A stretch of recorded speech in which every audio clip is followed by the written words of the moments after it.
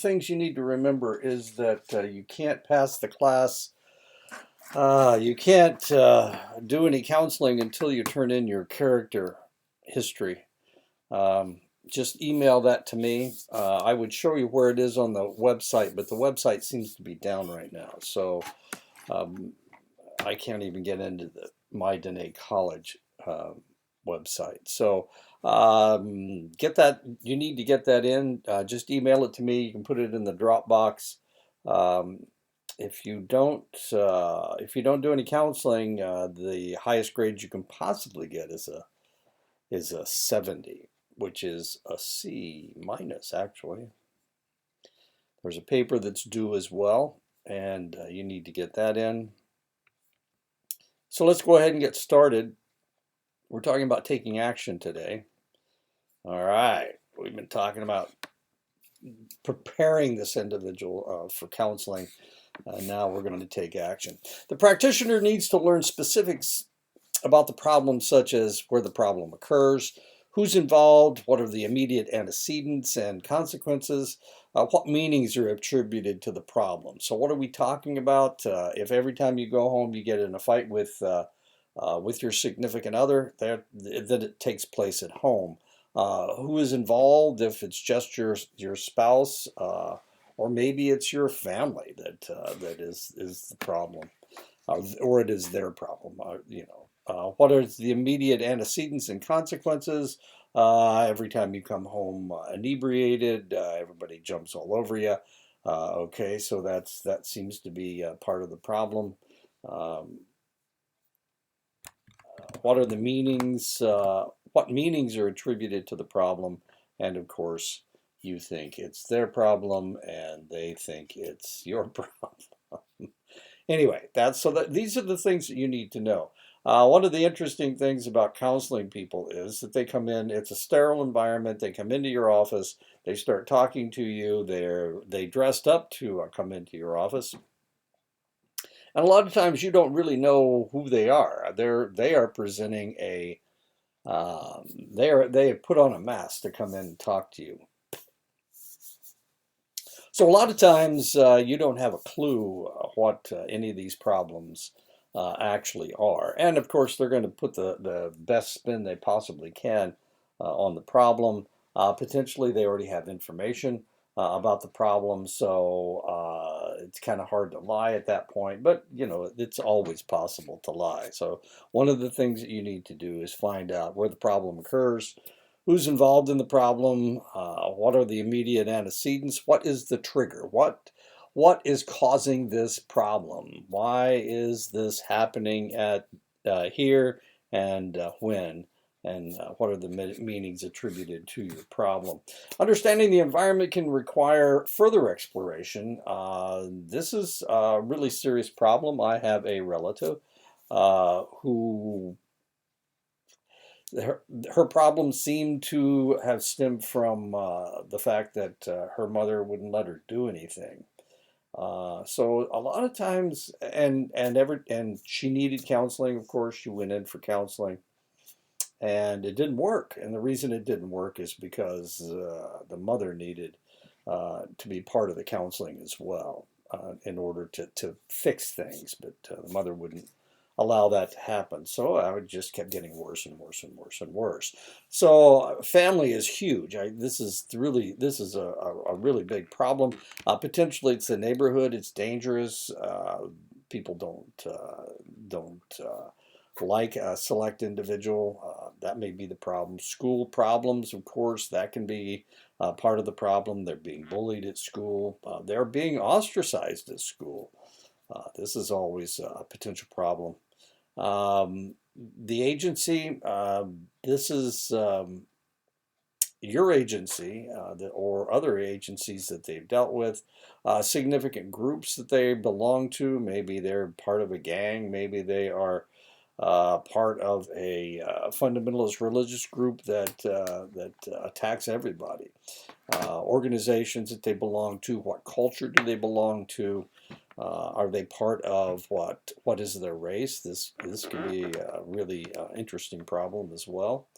or this can be part of their part of their problem. I'm not saying that being of a different race or being of a race is a problem, but what I'm saying is sometimes that is part of what's going on. And the socioeconomic class of the client. Most clients who you will see will be of the lower socioeconomic uh, group. But the reality is that everybody has problems. Everybody has problems. But sometimes, if you have enough money, then you don't have to worry about things. You can pay to get around your problems. When I first started studying counseling in the middle 1970s, and I started my first counseling program in 1975.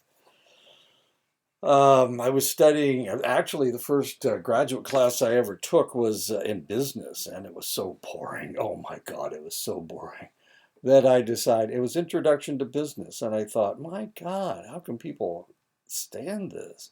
And so then I get into a counseling class, and we started talking about problems that people have. And by golly, that seemed a lot more exciting to me. So in 1975, I started a program, a counseling program, in when I was in the service. I was in the service from 71 to 83, and I was in the service in Lubbock, Texas, and I took a extension class from University of Northern Colorado, and I enjoyed it. It was challenging. My bachelor's degree is actually in English, so this is something new. Anyway, okay, so when I first started in 1970, action plans were either developed by the counselor or the agency the counselor worked with. You never asked the client, never tried to get the client to be part of it. The idea was that the client was too downtrodden to be able to help you, as bizarre as that may seem. And the truth is that there were clients that were too downtrodden to help you. But in most cases, people, and this is the bizarre part. I mean, they would come in and you would talk to them, and then the next time they came in, you would already have your action plan. And in some agencies, these action plans were pat. They were canned. Okay, she's got two children, and she needs to go on welfare. This is you do this, and this, and then you give her that action plan. A lot of times it didn't fit. It didn't fit very well, and so there were a lot of failures back in the 1970s. In the 1970s, they were also taking children away from their parents a lot. This was common practice. It was just so bizarre, so very much different than it is today. And it's much better today than it was back then. The idea was that the government should not only help people, but take care of them if they couldn't take care of themselves. So there was no concept of resilience. There was no concept of strength in your client. You treated everybody as if they couldn't handle anything. Steps identified by the client to involve your clients in developing an action plan it strengthens a working relationship and teaches the clients skills. Families and groups are all need to contribute. Ask clients which steps they see as difficult. Steps suggested by one member of the family or group may seem easy to one and not to others. And of course, that's usually because they don't have to do anything. It's the other people, it's somebody else in the family that has to change, not them. The steps must be small enough that everyone can feel like they can work on the issue, and you've got to get everybody to agree to this plan. That's the trick. Past successes can help identify steps and strengths. The practitioner can use exception finding questions to identify steps. This is similar to the goal setting process. And what you're looking for is this is an exception to the rule. Exception finding questions. Recall a time when the problem did not occur. Let's identify what you were doing at the time. Brainstorm as many steps as possible without critiquing them. Evaluate each possible step. Organize steps by prioritizing what is first, second, and etc. The clients need to see value in each step. Now, this is really kind of interesting because when I first started counseling, a lot of the things that we've talked about thus far in this counseling introduction to counseling, that didn't exist back then. This was the only chapter. This would have been the only. This one and the next one would have been the only two chapters that we dealt with. But of course, it's a different time and it's a different goal. Our goals are to make people strong. Their goals were to start taking care of people, and there was a problem with counseling at that time, especially in social work. The idea was that once you start in the program, you'll never get out. That was the idea. So they would be on welfare for the rest of their lives. And that's how you set things up. You set things up so that they would never get off, or as if they would never get off welfare. As strange as that seems, but that's the way it worked back then. It is essential to work with clients on how they can use their strengths and capacities and resources at each step. Of course, this wouldn't be in there. They don't want you to find their resources. They want you to take care of them. It was as if social workers were becoming people's mothers. The client needs to think about other times when they have faced new tasks. I didn't like it. I didn't like this whole idea of making people dependent on you. And I was very pleased to cover other counseling techniques other than the ones that were dominant in the 1970s. Rogers was around, and actually my program, that's where my program drifted into Rogerian therapy. So that was much better. Finding people's strengths. Organizing and creating incremental steps helps ensure success and helps the client to gain confidence. This process also teaches clients the process of creating plans to achieve goals. Things change over time, and this is one of the things that you need to remember. What you learn today in 20 years may be completely out the window, and that's what has happened in psychology since I started studying psychology. Things change, things evolve, and people change, and the world changes. And in order to help people, you need to change your ideas along with them. There are no absolutes in psychology. People's brains are continually changing, and this is one of the things that we need to understand. We will never be able to go backwards. It just doesn't work that way. We can't put the genie back in the bottle. The toothpaste will not go back inside. You might be able to get a little bit back in. And this is one of the problems. This is one of the problems I see in politics, because you've got to keep moving forward. You don't really have a choice. But there are branches of the political movement today, of the political ideas today, that we should go back to the 1950s and 1960s. Things were so much better back then. Well, they really weren't, but they're only thinking of the happy things. They're probably thinking about a time when they were kids and being taken care of by their parents and didn't have to worry about things. Yeah, let's go back to them. Of course, the parents are gone now. Why aren't things easy like it was for my parents? The practitioner needs to evaluate whether the client is satisfied with their progress. The practitioner can reuse the monitoring system that was established in goal setting. How happy are you?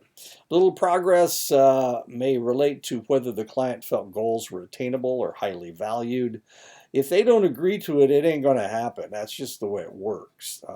They will become passive aggressive in the situation, and you need to keep moving in a positive direction. And this is what I keep telling my kids.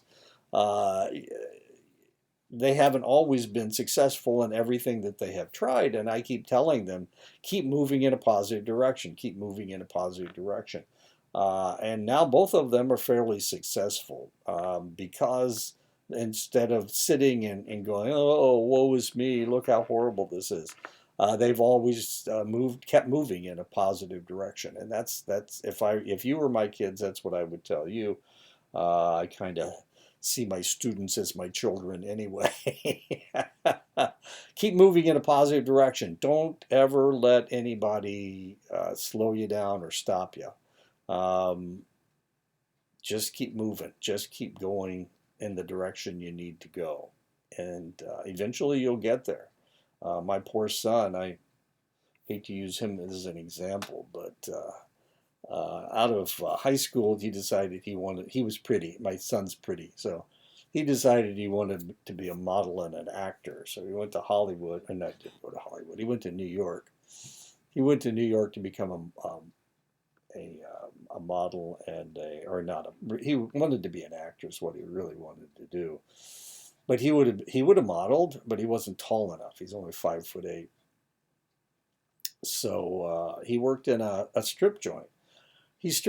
Worked in a strip joint where he had to clean up after women gave men lap dances. My God, what a horrible mess that was. And I mean, he survived. He survived, but they wouldn't let him bartend. He bartended in. He's from Nebraska, or we raised him in Nebraska. He's born in Indiana, but we raised him in Nebraska.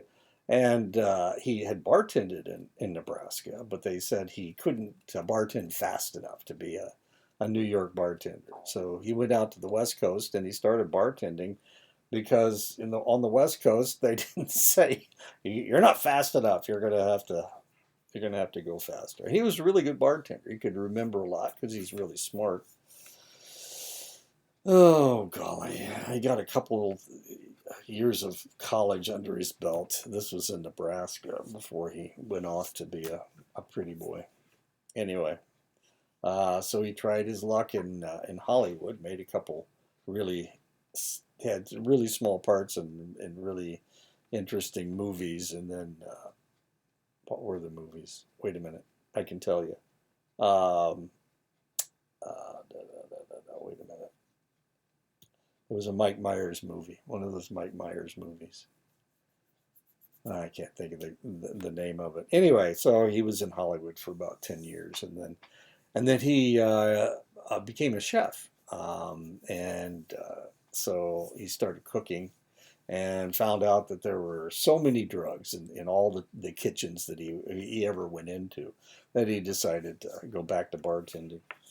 Eventually, he finished his bachelor's degree, went to finished his bachelor's degree in mathematics, got his master's degree in applied mathematics. Then he finished a degree in systems analysis, which has to do with computers. Started teaching high school.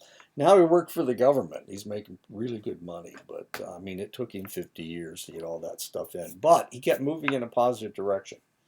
And he finally, my daughter, of course, became a teacher and just kept going.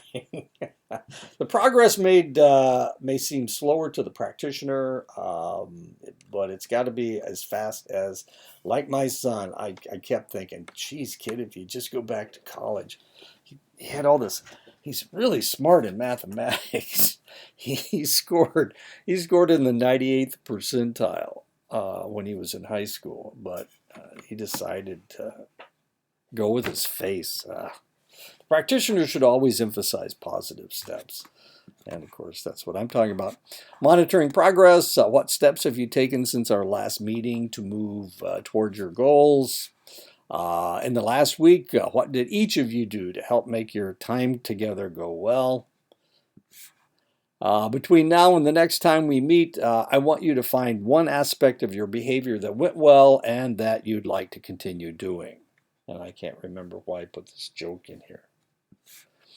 Focusing on improvement after talking to your boss. How did you feel about yourself? Will you tell us about what you did that made things go better this week in your family?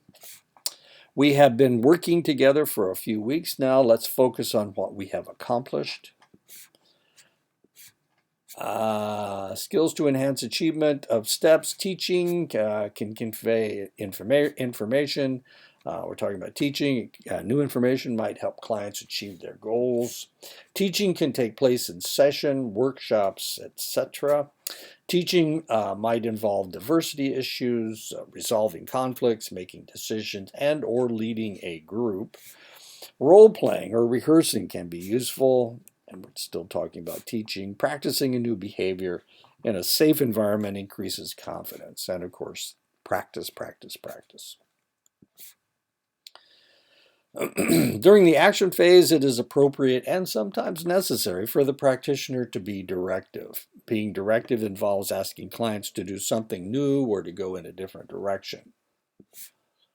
Being directive, imagine you were talking to your wife right now. Tell her what you want her to know.